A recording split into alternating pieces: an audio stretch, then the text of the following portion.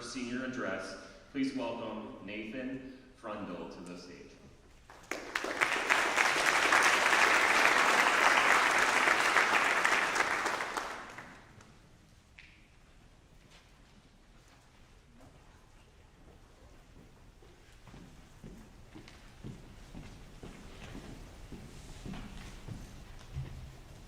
I can't believe nobody's made the joke, congratulations. A few years ago, I went to a school that accepted boarding students, mostly from South America. During the school day, they led generally the same lives as us. Science, history, lunch, recess, we only separated when we went to our foreign language classes. They went to English while we went to Spanish. Now, at the time, we were middle schoolers, so we were neither mature nor disciplined. Yet somehow, when we went to Spanish, some of the same block-headed boys spoke the language so effortlessly and casually, like they were natives.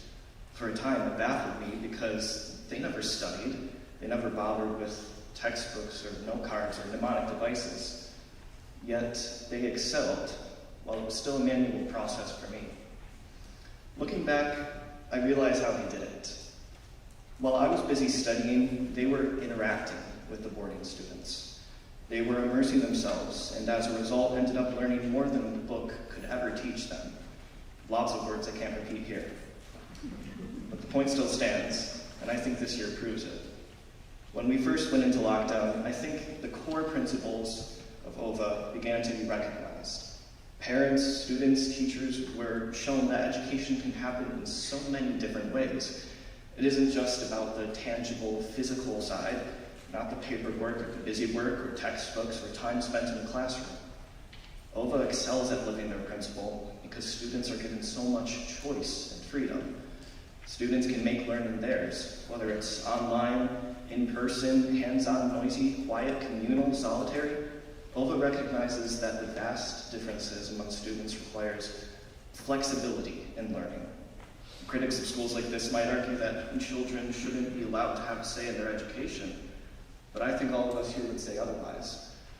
When you let a child follow their passion, it's better for everybody. Of course, children need guidance, and that's where a teacher comes in. Unfortunately, many people think a teacher's job is to fill a student with knowledge.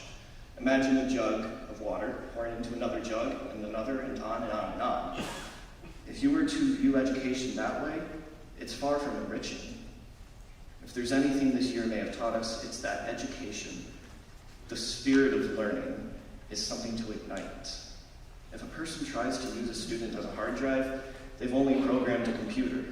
Sure, the students can behave human-like, they can walk, talk, recite poetry and facts, but there's no reasoning. I've been blessed enough to have had teachers who recognize the importance of lighting a spirit of learning.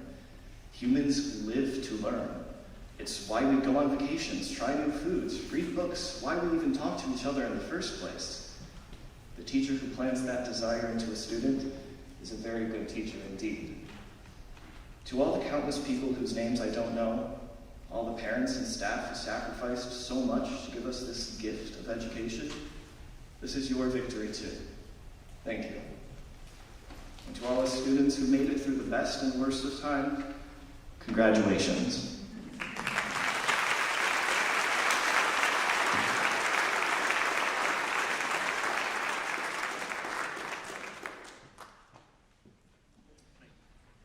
Magna cum laude, Oxford Virtual Academy graduate Nathan Patrick Frendel.